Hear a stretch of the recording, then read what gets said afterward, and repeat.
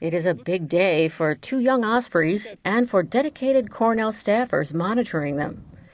The adult birds, Olin and Olive, built their nest on a tall light pole above the soccer field on Game Farm Road, the first time anyone can remember ospreys nesting on campus. Olive laid 2 eggs, both hatched, and both offspring take to the air today, August 8th. The first youngster launched just before 8 a.m., looping around the field, closely watched by Olive, before making a pit stop back at the nest. Oh, gonna go, Karel. And then Mom came over and flew and checked it out. Everything was okay, and then she flew back to her pole. And then within the next 2 hours from then, that chick flew 9 more times. 9 more times. A couple of times it flew around the pole, over its sibling. Come on, let's go flying.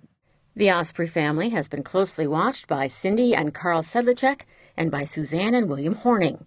They have devoted many hours over many days to the task, passing along the latest news to legions of fans, often live streaming over a smartphone.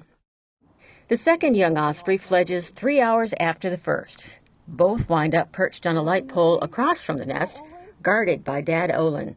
After Chick 1 made several flights around, it finally actually landed on another pole other than the nest pole, and we think that was the impetus for Chick 2 to actually make its flight. The parent birds have had their work cut out for them, chasing away harassing gulls, hawks, and other ospreys, and catching fish from nearby creeks to keep their young ones fed. Once the young ospreys learn to fish, they and their parents will migrate. But adult birds are tightly bonded to their nesting site, so Osprey fans will be watching for Olive and Olin again next spring.